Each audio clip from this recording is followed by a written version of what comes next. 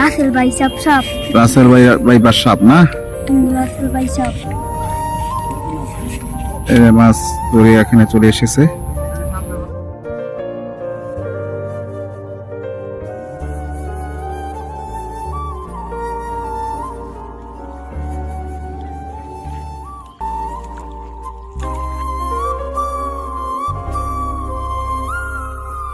এটা হলো আমাদের শীতলক্ষার তাজা মাছ।